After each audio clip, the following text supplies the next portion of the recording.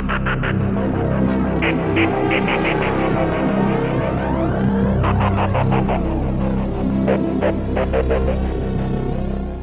உயர்நீதிமன்றத்தில் ஒரு மிக முக்கியமான ஒரு தீர்ப்பு இந்த வாரம் வழங்கப்பட்டிருக்கு. இந்த தீர்ப்பு ஒரு நிறைய டிபேட்ஸை உருவாக்கும்னு நான் நினச்சேன். இன்ஃபேக்ட் இது ரொம்ப முக்கியமான தீர்ப்பு, நம்ம எல்லாரும் படிக்க வேண்டிய தீர்ப்பு. ஏன்னா இன்றைக்கி இந்தியாவில் வெறுப்பு பேச்சு அப்படிங்கிறது எந்த அளவுக்கு அதிகமாகிட்டு இருக்குன்னு நம்ம பார்க்குறோம். அந்த வெறுப்பு பேச்சினால இன்றைக்கி சமூகத்தில் ஒரு மிகப்பெரிய பிரச்சனைகள் ஏற்படுவதை நம்ம பார்க்குறோம். அப்போ அதற்கான ஒரு தீர்ப்பாக நான் இந்த தீர்ப்பை பார்க்குறேன். இது மிகப்பெரிய விவாதங்கள் இன்றைக்கி நடக்காவிட்டாலும், மீடியாவில் மற்ற இடங்கள் நடக்காவிட்டாலும், நாம் இதை புரிந்து கொள்வது ரொம்ப முக்கியம். இதை ஸ்ப்ரெட் பண்ணுறது, இதோடைய பாசிட்டிவ் சைடு, அதாவது அகெயின்ஸ்ட் ஹேட் ஸ்பீச் வந்திருக்கக்கூடிய இந்த தீர்ப்பை புரிந்து கொண்டு இதற்கான விழிப்புணர்வை ஏற்படுத்துவது நம்ம எல்லாருடைய கடமைன்னு நான் நினைக்கிறேன். இது என்னென்னா, பிஜேபியோடைய ஸ்டேட் பிரசிடென்ட் திரு அண்ணாமலை அவர்கள் அவர் மீதான ஒரு வழக்கை ரத்து செய்ய வேண்டும்னு சென்னை உயர்நீதிமன்றத்துக்கு போகிறாரு.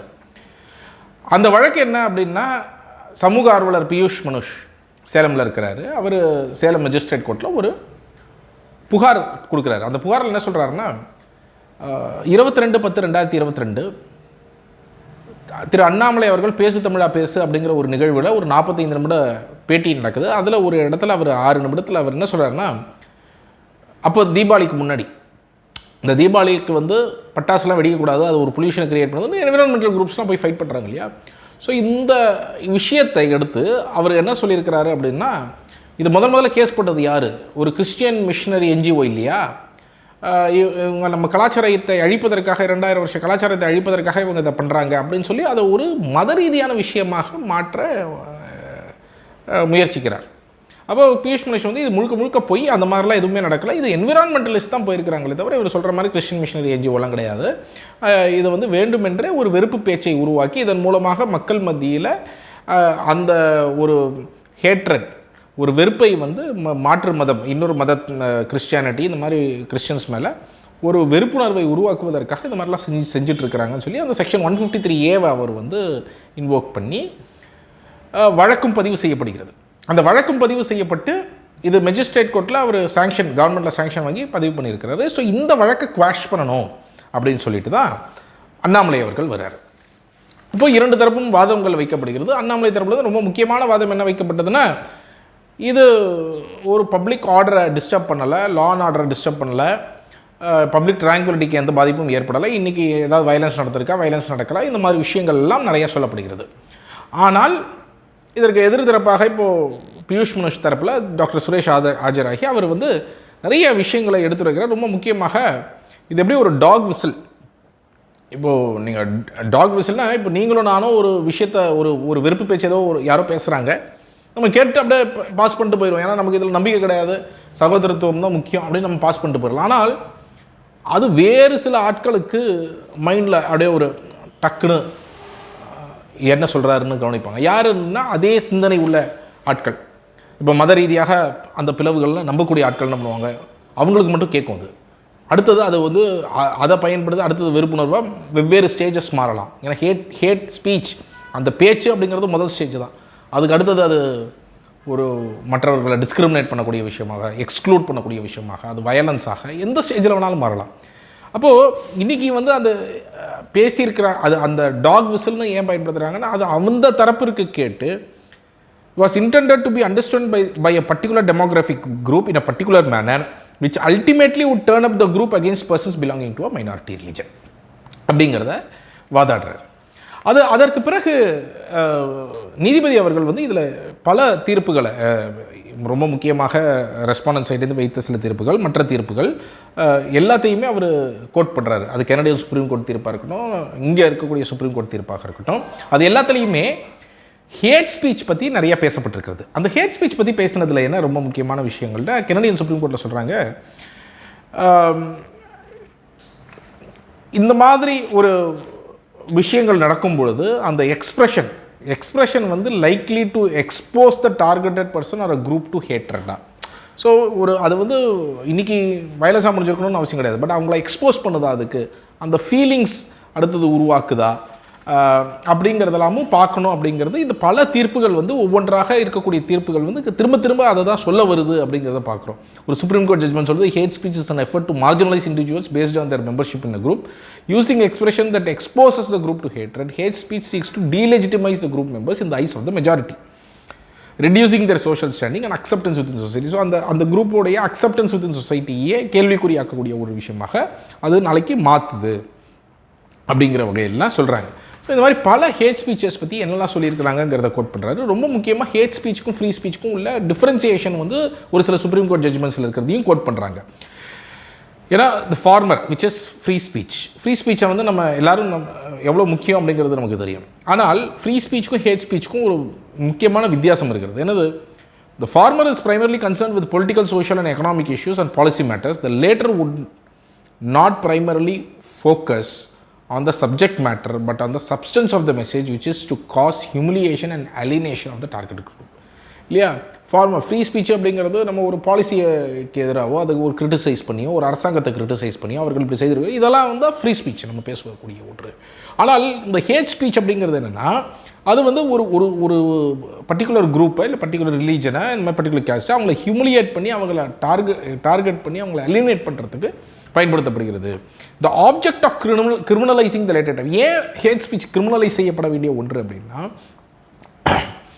Is to protect the dignity, இல்லையா? அந்த மைனாரிட்டி குரூப்போடைய டிக்னிட்டியை ப்ரொடெக்ட் பண்ணுறது, யார் பாதிக்கப்படுறாங்களோ அந்த குரூப்போடைய டிக்னிட்டியை ப்ரொடெக்ட் பண்ணுறது, and to ensure political and social equality between different identities. அது வந்து குரூப்ஸ், ரிலீஜன்ஸாக இருக்கலாம், கேஸ்ட்டாக இருக்கலாம், க்ரீடாக இருக்கலாம், இந்த விஷயங்களை சொல்கிறார்.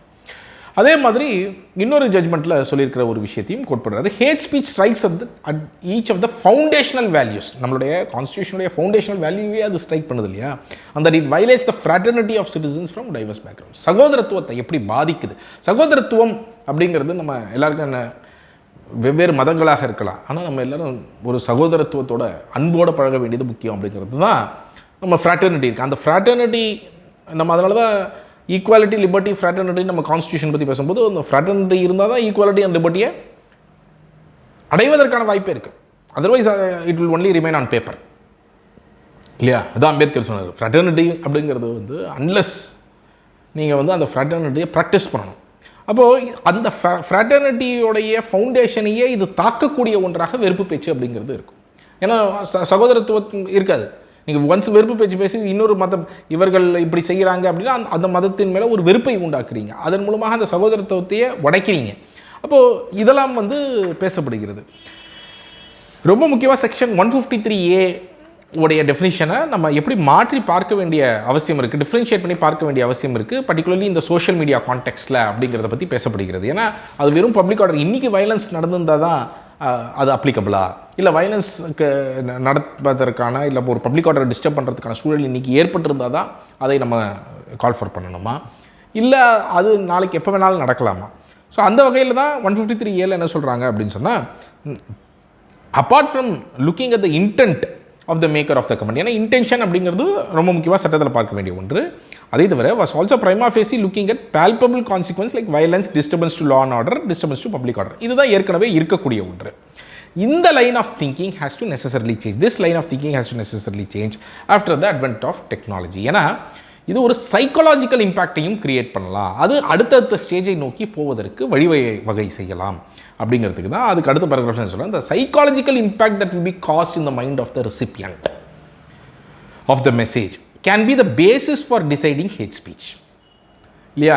என்ன இப்போது நீங்கள் பேசக்கூடிய ஒன்றின் மூலமாக இன்னொருவருடைய மைண்டில், ஸோ இன்றைக்கி அந்த 153A என்ன சொல்கிறாங்கன்னா, promoting or attempting to promote feelings of enmity, ill will, hatred, இல்லையா? அந்த அட்டெம்ப்டிங் டு ப்ரமோட் ஃபீலிங்ஸ், அந்த ஃபீலிங்ஸ் வந்து நாளைக்கு வந்து என்ன பார்க்கலாம் அடுத்தடுத்த ஸ்டேஜுக்கு. So it can lay the ground work. அதனால தான் சொல்ல hate speech can lay the ground work which at a later point of time can lead to discrimination, ostracism, violence and in the most extreme case genocide.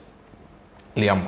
அவர்களை பிரித்து பார்ப்பது, discriminate பண்ணுறது, ஆஸ்ட்ரசிசம், அவங்கள ஒரு தனி குரூப்பாக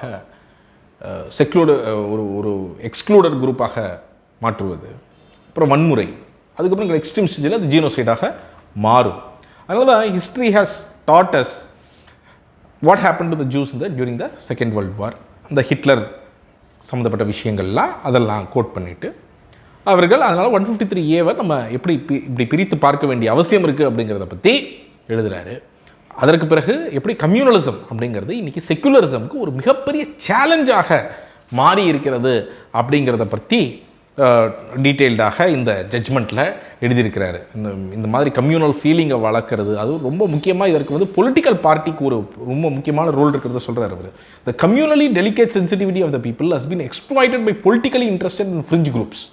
இல்லையா, politically interested and fringe groups என்ன பண்ணுறாங்க, நிறைய நேரங்களில் அந்த மக்களுடைய அந்த மனநிலையை அவர்கள் வந்து ஒரு ரிலிஜனில் இருக்கலாம் அந்த இதை பயன்படுத்தி அவங்களுடைய ஓன் செல்ஃபிஷ் கெயின்காக, for their own selfish gains, exploited by politically interested and fringe groups for their own selfish gains. அப்போது இது என்ன பண்ணுறாங்க அப்படின்னு சொன்னால், இதனால் வந்து செக்குலரிசம் அப்படிங்கிறத ஒரு அடிபட்டு போகக்கூடிய, secularism is part of the basic structure of the Indian constitution and it is from the constitutional framework that we should understand the Indian notion of secularism. இல்லையா, so Indian notion of secularism நம்ம ரொம்ப முக்கியமானது equal respect for all religions. இல்லையா, so நம்ம அந்த notion of secularism, இந்த விஷயங்களை நாம் புரிந்து கொள்வது இதெல்லாம் ரொம்ப ரொம்ப முக்கியமானது. அப்படி இருக்கும் பொழுது இந்த மாதிரி பொலிட்டிக்கல் கெயினுக்காக ஃப்ரிஞ்ச் குரூப்ஸ்லாம் இதெல்லாம் செய்யக்கூடியதெல்லாம் வந்து பார்க்குறோம். If religion becomes a bellicose jingoism, என் மதம் தான் பெருசு, இதுதான் பெருசு அப்படின்ற அந்த ஒரு விஷயமாகவே போய்ட்டு, it can prove to be fatal to the secular fabric of this கண்ட்ரின்னு எழுதுகிறார். அப்புறம் அதற்கு அடுத்ததாக இந்த அண்ணாமலை அவருடைய இதுக்கு வரும்பொழுது ரொம்ப ஸ்பெசிஃபிக்காக சொல்கிறாரு. The content of the above message is that there is a Christian missionary NGO அப்படின்னு ஒன்று இருக்குது, கிறிஸ்டியன் மிஷனரி என்ஜிஓ ஒன்று இருக்குது, which is internationally funded and it is involve in completely destroying the Hindu culture by filing cases in the supreme Court by preventing Hindus from busting crackers. இதான் இதோடைய அர்த்தம். அவர் Annamalai பேசுனதோடைய basically இதை தான் கம்யூனிகேட் பண்ண அவர் முற்படுறார். இல்லையா, அவருடைய ஸ்பீச்சில் இதுதான் சொல்கிறார். Prima facie, the statements disclose a divisive intent on the part of the petitioner to project as if a Christian NGO is acting against Hindu culture. So முதல்ல என்ன சொல்கிறார் அவர், the statements disclose a divisive intent. ஒரு intention இருக்குது திரு அண்ணாமலை அவர்களுக்கு, அந்த ஒரு டிவிசிவ்னஸை ஏற்படுத்துவதற்கு. To project as if a Christian NGO is acting against Hindu culture. Hindu கல்ச்சருக்கு எதிராக ஒரு கிறிஸ்டியன் என்ஜிஓ ஆக்ட் பண்ணிட்டு இருக்கிறாங்க அப்படின்னு ஒரு ப்ரொஜெக்ஷனை உருவாக்க ட்ரை பண்ணுறாரு. The intent can be gathered from the fact that the statements were made 2 days before Diwali. So தீபாவளிக்கு முன்னாடி இந்த மாதிரி ஒரு கம்யூனல் டென்ஷன், அந்த கம்யூனல் ஆஸ்பெக்டை அவர் கொண்டு வர ட்ரை பண்ணுறாரு. The intent can also be gathered from the fact that this particular extract of the interview was culled out. அதுலேருந்து 6 நிமிஷம் 45 நிமிஷம் பேச இன்டர்வியூலேருந்து 6 நிமிஷத்தை எடுத்து அதை ட்விட்டர் ஹேண்டில் பிஜேபி போடுறாங்க, அதை அதுக்கப்புறம் ஸ்ப்ரெட் பண்ணுறாங்க. ஸோ இது எல்லாமே வந்து அந்த இன்டென்ஷனை எப்படி காட்டுது அப்படிங்கிறது இருக்கிறது. The petitioner is a former senior IPS officer who is expected to know the laws of the land. அவருக்கு சட்டம் தெரிந்திருக்க வேண்டிய ஒன்று. அவர் பிஜேபியோட பிரசிடென்ட்டாகவும் இருக்கிறார், மாஸ் இன்ஃப்ளூயன்சராக இருக்கிறார். The statements made by him will have a very wide reach and influence on the people those belonging to the Hindu religion and it carries a lot of impact on this demographic group. So அவர் என்ன பேசுகிறாரு அப்படிங்கிறது ஒரு பெரிய இம்பாக்டை ஏற்படுத்துவதற்கான வாய்ப்பு இருக்குது. அப்போ the target of his speech is aim towards a particular religious group. இல்லையா, கிறிஸ்டியன்ஸை டார்கெட் பண்ணி அவர் பண்ணுறாரு. And what they were told by the petitioner is that the minority religious group is attempting to destroy the culture of the majority religious group. இல்லையா, minority religious group majority religious குரூப்பை destroy பண்ணுறதுக்கு, அவங்களோட கல்ச்சரை destroy பண்ணுறதுக்காக இதை பண்ணுறாங்கன்ற மாதிரி ஒரு அதுதான் அவர் ஸ்ப்ரெட் பண்ணுறதுக்காக இந்த மெசேஜை சொல்கிறாரு. அது பிரைமா ஃபேசி தெரியுது அப்படிங்கிறது தான் இந்த விஷயங்களில் சொல்கிறாரு. ரொம்ப முக்கியமாக இன்னொன்று சொல்கிறாரு. அதுக்கப்புறம் என்ன சொல்கிறாருன்னா, it also whips up the communal fervour when he says we are all running to the supreme court to counter this. So we are ஆல்னா என்ன, ஹிந்துக்கள்லாம் சுப்ரீம் கோர்ட்டுக்கு ஓட வேண்டியதாக இருக்குது. ஏன்னா அவங்க வந்து நம்மளுடைய கலாச்சாரத்தை அழிக்கிறது பண்ணி நம்மளாம் போய் கடைசியில் சுப்ரீம் கோர்ட்டுக்கு போய் ஓட வேண்டியதாக இருக்குன்னு சொல்லி ஒரு divisiveness the public was therefore led to believe. Public என்ன பிலீவ் பண்ண வச்சுருக்கிறாரு, கிறிஸ்டியன்ஸ் வந்து இந்துவோடைய இதை வந்து ஃபினிஷ் ஆஃப் பண்ணுறதுக்கு இதை பண்ணுறாங்கன்னு பிலீவ் பண்ணுறதுக்காக இந்த மாதிரி பேசியிருக்கிறது தெரியுது. Let to believe that Christians are out to finish off Hindus and that we were running to supreme court to defend it. A petition filed in the interest of the environment. எது ஒரு சுற்றுச்சூழலுக்காக வெடிப்பது வந்து தவறுன்னு யாரோ என்ஜிஓ போய் file பண்ணதை, அதை வந்து அதுக்கும் கிறிஸ்டியன் மிஷினரிக்கும் சம்மந்தமே கிடையாது, கிறிஸ்டியன் மிஷினரி என்ஜிஓன்னு சொல்லி அந்த மாதிரி ஒரு பண்ணி, அது internationally funded Christian missionary NGO, அது கலாச்சாரத்தை அழிப்பதற்காக தான் எப்படி பண்ணுறாங்கன்னு அப்படியே திரித்து எப்படி ஒரு கம்யூனல் டென்ஷனை உருவாக்கியிருக்கிறாரு அப்படிங்கிறத பார்க்கலாம்.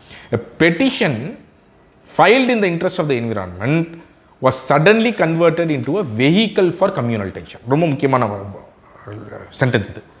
Petition filed the interest of the environment, சுற்றுச்சூழலுக்காக ஃபைல் பண்ணப்பட்டது, சடன்லி கன்வெர்டட் இன்டு என்னது, ஒரு கம்யூனல் டென்ஷனை உருவாக்கக்கூடிய ஒரு வெஹிக்கலாக மாற்றுறாரு. It is clear from the above discussion that there exists a prima facie intent to create hatred towards a particular religion. ஒரு prima facie என்ன காமிக்குது, ஒரு ரிலீஜனுக்கு எதிராக ஒரு வெறுப்புணர்வை உருவாக்குவதற்கு அதற்கு செய்திருப்பது தெரிய வருகிறது. These statements were made by a person of stature. இந்த மாதிரி ஒரு பர்சன் பண்ணியிருக்கிறாரு.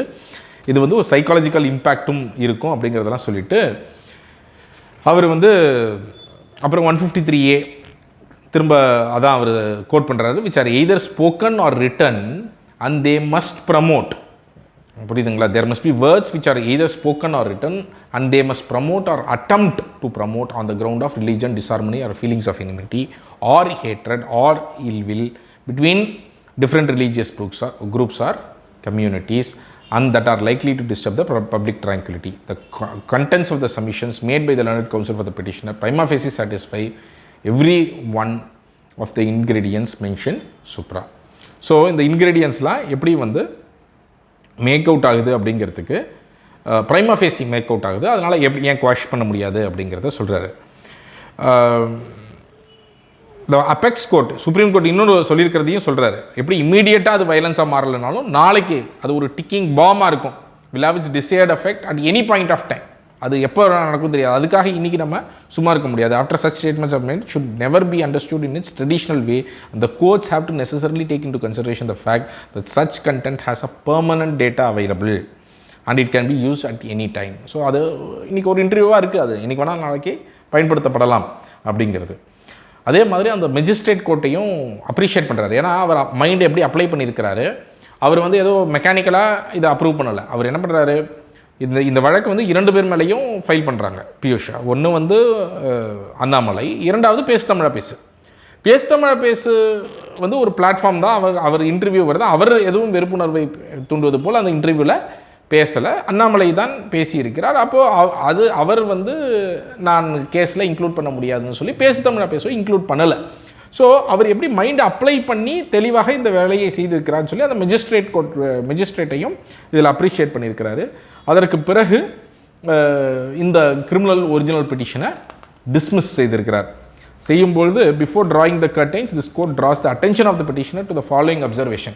ஸோ பெட்டிஷனர்னால் யார்? அண்ணாமலை அவர்கள் இதை கவனிக்க வேண்டும் அப்படின்னு சொல்லிட்டு, when we think of the Hindu religion, we find it difficult if not impossible to define Hindu religion or even adequately describe it. எப்படி இந்து ரிலிஜன் அப்படிங்கிறது வந்து ஒரு traditional feature, it's a way of life, இது ஒரு traditional ஃபீச்சருக்குள்ளே அடக்க முடியாது அப்படிங்கிறதெல்லாம் supreme court எப்படி சொல்லியிருக்கு. இதை வந்து நீங்கள் இன்றைக்கி வந்து இதை ஒரு வெறுப்பு உணர்வு மூலமாக இதை வந்து யாரோ அழிக்க முற்படுறாங்க அப்படி இப்படிலாம் சொல்கிறாங்க இல்லையா.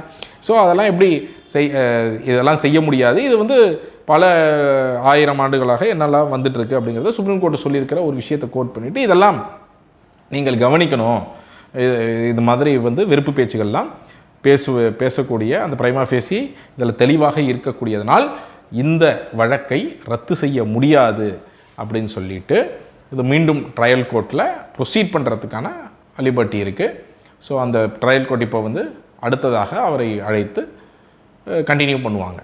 ஸோ இது ஏன் முக்கியம், இந்த ஜட்ஜ்மெண்ட் ஏன் ரொம்ப முக்கியம் அப்படின்னா, இன்றைக்கி அந்த வெறுப்பு பேச்சு, நான் மீண்டும் சொன்ன மாதிரி இந்த வெறுப்பு பேச்சு ரொம்ப முக்கியமாக அரசியல் தலைவர்களாக இருப்பவர்கள், அரசியல் கட்சிகளாக இருக்கக்கூடியவர்கள் பேசும்பொழுது அதோட இம்பேக்ட் ரொம்ப அதிகமாக இருக்கும். அது அவங்களுடைய பிளைண்ட் ஃபாலோவர்ஸாக இருப்பாங்க. அவங்களுக்கு அவர் சொல்வது வந்து அவர் சொன்னால் அது அப்படி தான் அப்படின்னு சொல்லி அவங்க குரூப்பில் நினைக்கக்கூடியவர்கள் இருப்பாங்க. அவங்க எல்லோரும் என்ன, ஆமாம் இது ஒரு கிறிஸ்டின் மிஷனரி என்ஜிஓ தான் பண்ணியிருக்கப்போ அப்படின்னு நினச்சி அவர்கள் அடுத்தது அந்த ட்விட்டர் ஹேண்டிலே பார்க்கலாம் அது எப்படி அடுத்தடுத்து அவங்க ட்வீட் பண்ணி எப்படி ஸ்ப்ரெட் பண்ணியிருக்கிறாங்கன்னு சொல்லிட்டு. ஸோ இது வந்து ரொம்ப டேஞ்சரஸான ஒரு விஷயம். அது இன்றைக்கி வயலன்ஸாக மாறாமல் இருக்கலாம், நாளை எந்த நேரத்திலும் அது அந்த வெறுப்புணர்வு தூண்டி தூண்டி தூண்டி அது ஒவ்வொரு ஸ்டேஜாக வன்முறையாக மாறலாம், ஜீனோசைடாக இவென்ச்சுவலி மாறலாம். இது எல்லாம் நம்ம வந்து ஜெர்மனியில் எப்படி ஜூஸ்க்கு எதிராக அது நடந்தது என்பதை பார்த்துருக்கிறோம். அதற்கு பார்த்த பிறகாவது இன்றைக்கி வந்து இந்த வெறுப்பு பேச்சு அப்படிங்கிறது முதல்லையே வெறுப்பு பேச்சு பேசும் பொழுதே கிள்ளி எறிய வேண்டியது ரொம்ப முக்கியமானது. அந்த வகையில் பியூஷ் மனுஷ் தொடுத்த இந்த வழக்கு அப்படிங்கிறது ரொம்ப முக்கியமான ஒன்று. இந்த தீர்ப்பு அப்படிங்கிறதும் ரொம்ப முக்கியமானது. இந்த மாதிரி ஒரு தீர்ப்பு வரும்பொழுது இது நமக்கு ஒரு பலம் கொடுக்கிறது. நாளைக்கு இந்த மாதிரி வெறுப்பு பேச்சு பேசுபவர்களுக்கு யோசிப்பாங்க. இப்போ அண்ணாமலையை நாளைக்கு அவர் வந்து ஒரு இடத்துல பேசும்பொழுது நம்ம இஷ்டத்துக்கு இந்த மாதிரி அள்ளி புருடா விட்டுறக்கூடாது, நாம் வந்து யோசிக்கணும். அப்போ யோசித்து உண்மையை தாண்டி இந்த மாதிரி வந்து இஷ்டத்துக்கு பொய் சொல்லிடக்கூடாது அப்படிங்கிறதுக்கான ஒரு செக்கு வந்து அவங்களுக்கு கொடுக்கும். அவங்களுக்கு இந்த மாதிரி எதுவுமே செக் அண்ட் பேலன்ஸ் இல்லைன்னா என்ன பண்ணுவாங்க, இஷ்டத்துக்கு அவர்கள் பொய்யை பரப்பிக்கொண்டே இருப்பார்கள். இதன் மூலமாக வெறுப்பை ஏற்றிக்கொண்டு இன்றைக்கி மதம் ரீதியாக ஒரு மிகப்பெரிய பிளவுகளை ஏற்படுத்தி கொண்டே இருப்பார்கள். மீண்டும் மீண்டும் நாம் அதை தான் பார்க்கணும். சகோதரத்துவம், இன்றைக்கி வேல்யூஸ் ஆஃப் ஃப்ராட்டர்னிட்டி எவ்வளவு முக்கியமானது. நம்ம நாட்டில் நாம் எல்லாரும் ஹிந்து, முஸ்லீம், கிறிஸ்டியன்ஸ் எல்லா ஃப்ரெண்ட்ஸோடு தான் வளர்ந்துருக்குறோம். நம்ம எல்லாருக்கும் தெரியும். அப்போ அப்படி இருக்கும்பொழுது நம்ம இந்த சமூகத்தில் அந்த சகோதரத்துவத்தோடு தொடர்ந்து நாம் வந்து இயங்குவது ரொம்ப முக்கியம். அதை பாதிக்கக்கூடிய இந்த மாதிரி எந்த ஒரு வெறுப்பு பேச்சாக இருந்தாலும் அதை நம்ம அலோவ் பண்ணக்கூடாது. இது போன்று பேசுபவர்களுக்கு இந்த மாதிரி ஜட்ஜ்மெண்ட்ஸ் ஒரு நல்ல செக் அண்ட் பேலன்ஸாக ஒரு நல்ல பதிலடியாக கொடுப்பதற்கு, இந்த ஹேட் ஸ்பீச்சை நாளைக்கு குறைப்பதற்கு இது பயன்படும் என்று எதிர்பார்க்கிறோம். நன்றி, வணக்கம்.